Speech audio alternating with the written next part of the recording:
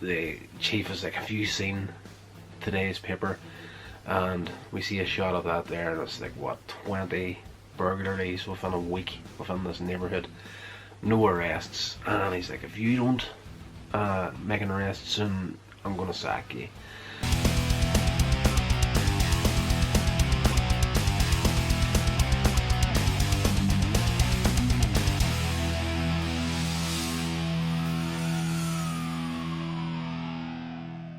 Doing another Laurel and Hardy review here. This one is Night Owls from, let me just check the year of this. This was 1930, and just like yesterday in DVD 12 of the box set, this is Laurel and Hardy and the Law. That's a running theme of the shorts in this disc. Night Owls starts off with an incompetent cop getting his backside handed to him by his commanding officer, Edgar Kennedy, a regular in Laurel and Hardy movies, plays the policeman. His chief comes in, slaps this newspaper down on the desk, and he's like, who was on patrol in my neighbourhood last night? And Edgar Kennedy puts his hand up. That was me, sir. Bumbling idiot that he is. And the chief is like, have you seen today's paper?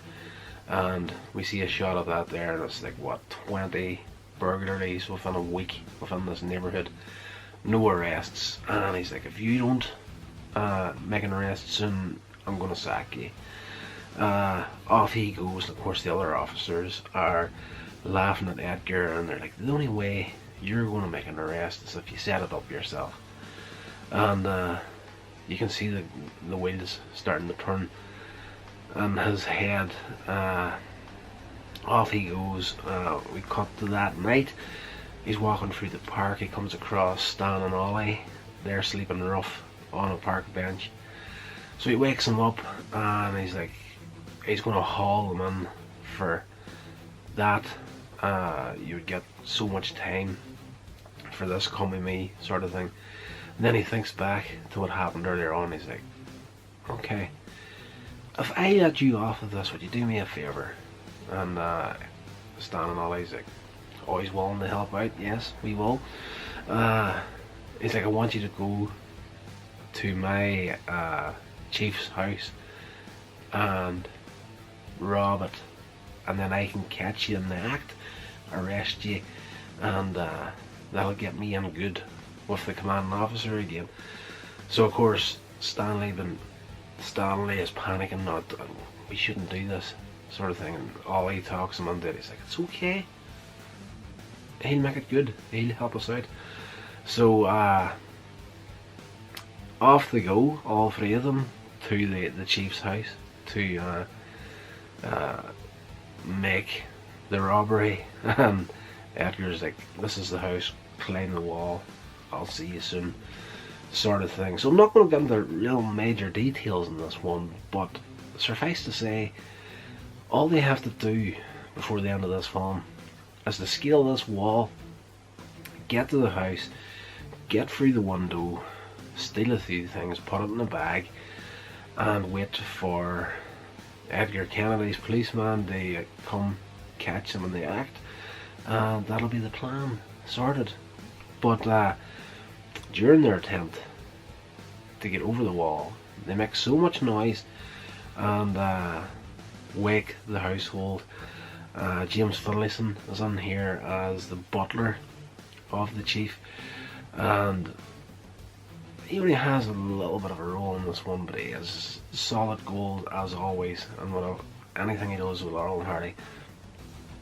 Basically, I need to tell you this little bit, because this is what happens.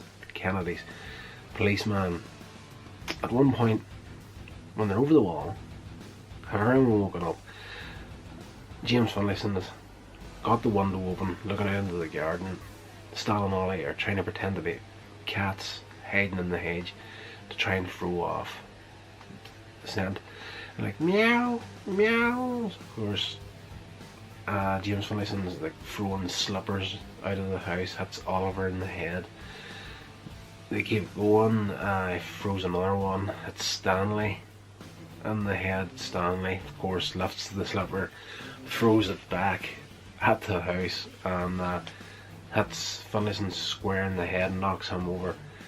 He gets up to chuck it back. At that point, the window drops down, he breaks the window. And again, Stanley gets hit by this slipper or shoe, whatever the case may be.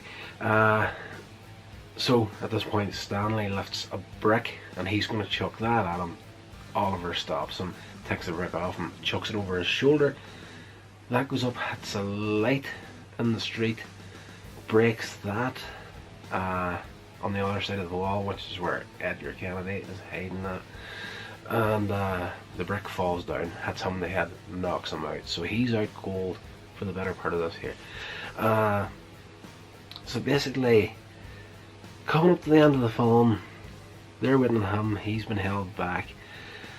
They're coming ever closer to getting caught by the chief and James Finlayson. And just at the last moment, Edgar Kennedy wakes up, runs to the house. As the chief is coming down the stairs to catch Stan and Ollie, they make an escape out the window over a wall as Kennedy comes into the house, and he's caught with a gun in his hand, and he's got the bag full of stuff that they had stolen.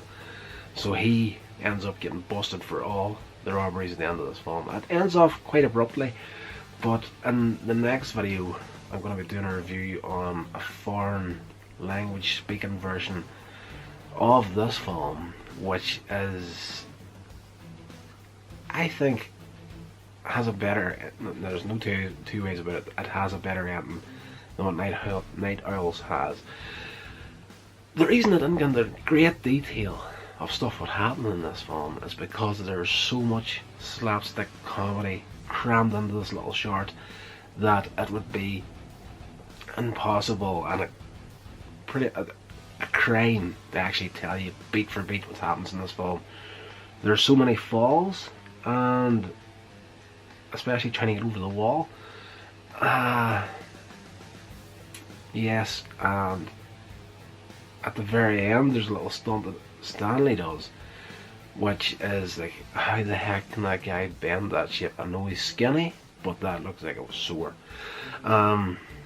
So yeah, definitely, if I was going to recommend a film for you to jump into if you don't know who they are and you want to kind of dip your toes into the kind of stuff that they get up to, this would be high on the list to check out. It is a very, very good film.